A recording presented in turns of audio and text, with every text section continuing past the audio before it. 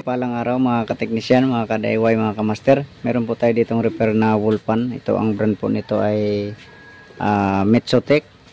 So sabi ng may-ari hindi daw ito gumagana. So subukan natin i-check ang kanyang plug dito kung may resistance o wala. So ang range po natin, ito po ang tester. Sana makita nyo po. Ang range natin ay times 10. Ayan. So yan, ganyan po. Tapos i-switch natin yung kanyang switch. Ayan. So meron namang resistance. Ayan o. Ayan. Meron naman. Pero sige, testing natin, saksak natin kung gumagana o wala. Okay. So ito. Ayan, saksak natin. Okay. Switch natin. So hindi umaalis ang blade. Pero may nararamdaman ko umuugong. Ayan. So umuugong lang siya. So iparinig ko sa inyo mamaya. Tanggalin natin ito. Tapos linisan kasi daming dumi. Okay. Buksan muna natin. Okay, ito. So ang napansin natin dito ay matigas ang kanyang shafting. Ayan o. Matigas. Kaya pag pinaandar natin, ayan, nakasaksak na yan. Ayan. Switch on natin. Ayan o, umuugong. Sana naririnig nyo. Ayan. So umuugong lang, tapos madahan-dahan ikot to. So sa palagay ko ito ay kinalawang lang, na stuck siya, o baka may tama na rin ang bushing. Okay, sige, buksan natin yan. Okay, ito na backlash na natin. So tinanggal talaga natin lahat kasi pag hinila ko dito, ayan, hindi kasya. Kaya dapat dito palusuton ang kanyang rotor. So parang hindi nga rin makasya. Ayan, buti na kasya naman.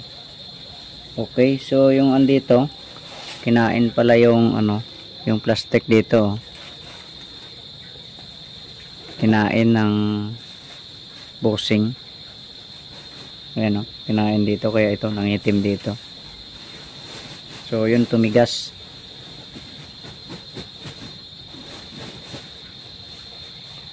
Plastic lang kasi ang napupudpud yung nakalagay dito. Napupudpud, kinakain siya ng bushing. Oops. Ito siya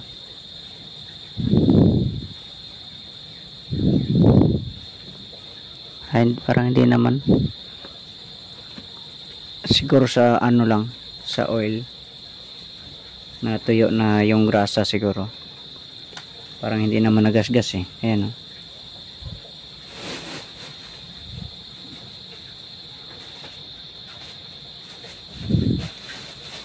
So sa palagay ko lang,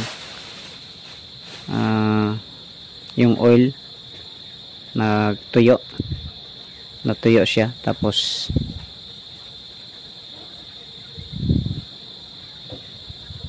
yung nag-cause ng humigpit ang kanyang itong bakal na to, yung sa gitna na to.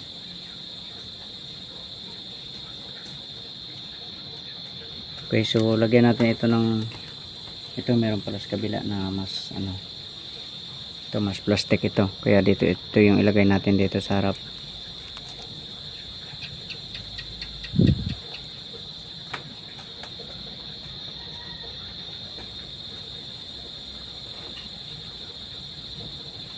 Okay. So lagyan lang natin ito ng langis. Itong mga bushing niya. Ito, mga bushing na to. Tapos itong sa kabila rin. Ito, lagyan natin yan. Wala tayong ibang nahanap na mas magandang langis. So mantika na lang. Okay. Importante malagyan itong na to kasi may cotton yan sa loob, minsan natutuyo na rin, so hindi siya nagbubuga ng oil palabas. Kaya pag uminit kasi yan, lumalabas ang oil. Yan. So lagyan natin yan. Okay, so ganito lang po maglagay para hindi masyadong aksaya. Yan. Yan. Tapos antayin lang na mag-sip-sip ng cotton doon sa loob. Ganun din dito sa kabila.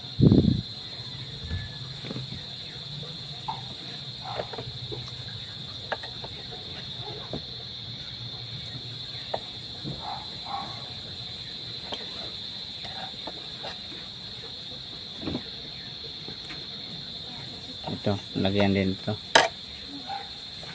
So, pasensya na kayo kung medyo madilim ang video dahil walang ilaw na available dito. Home service kasi tayo eh.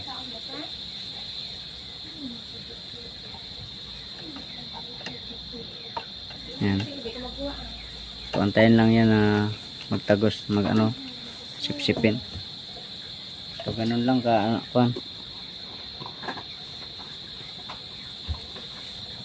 Okay, ito ibabalik na natin. Yan.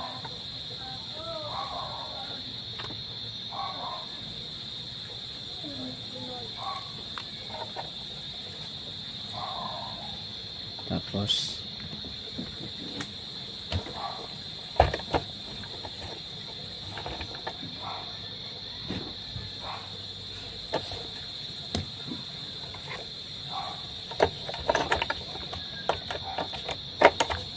minsan kasi dumi rin ang dahilan dahil naiimpok yung doon sa loob, yung alikabok, kaya nasisip-sip din siya ng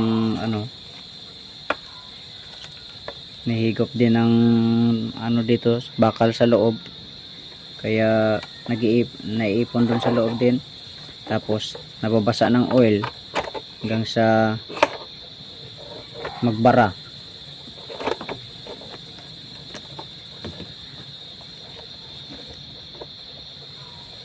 Yan, parang hindi kasya.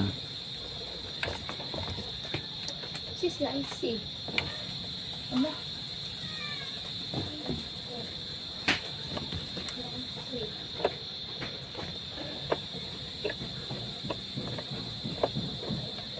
So, bangga.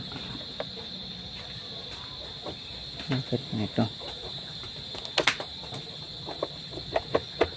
Ayun. So, bumabangga pala dun sa loob. Dito kanina sa loob. Ayan na. Na-fix na siya. Aray, mga agat ah.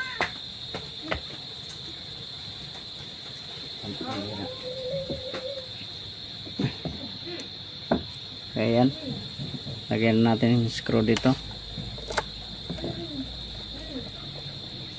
So, kung medyo natagalan kayo sa video, pwede nyo naman i-skip ito.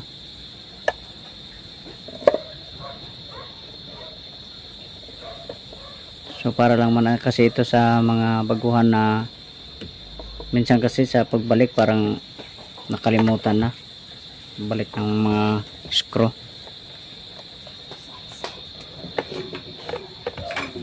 Yan. So, sunod dito. Screw dito.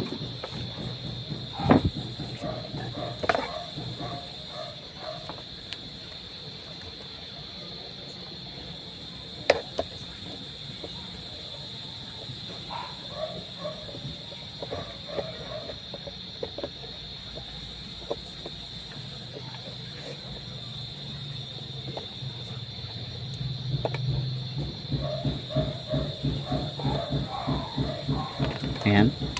Tapos dito, kabit dito sa kanyang swing.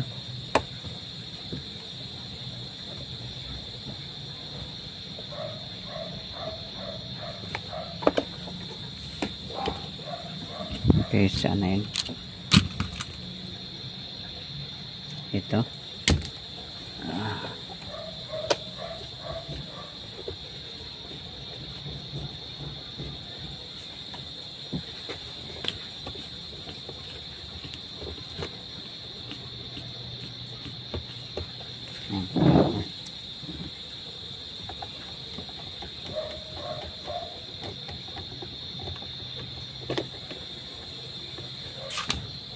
Sunod dito sa kapasitor. So dinalawan natin dinalawan natin yung kapasitor kasi sikinhan yung available natin. Tapos medyo mahina-hina na ito. Kaya dinoble natin. Para madagdagan lang yung power ng kapasitor. Mga luma kasi yan.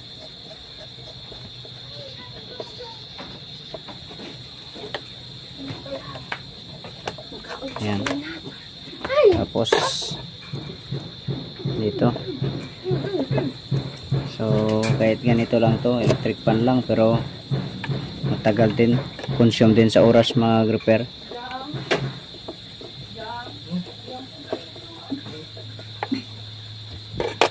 Ayan.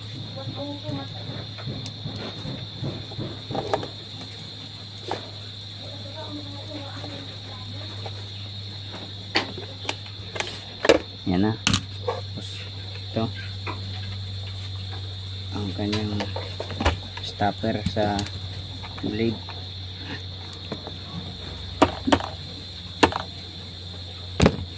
Okay, sige, takpan natin. Okay, linisan ko lang muna to.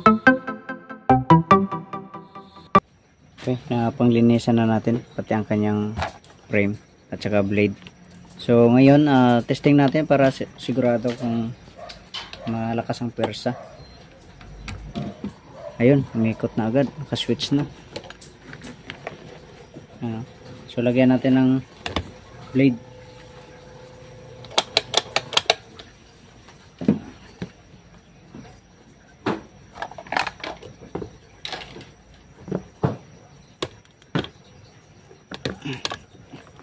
Kasi minsan pag may na-electric ang kapasitor, magbukas na naman tayo. Yan. Okay, andar. Oh, umikot na. Yan. So malakas naman, number 1 pa lang yan. Number 2. Yan. Malakas na. Number 3. Yan. So suwabe. Okay. Sige. Takpan na natin to. Okay, ito. Sting. Number 1. Yan. Ikot na. Number 2. Number 3. Yan. Atas na. Yan o.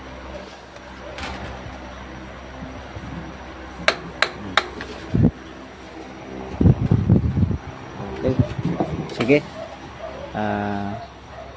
Bago ka pa lang sa aking channel ay subscribe po tayo. Okay, God bless po sa inyo.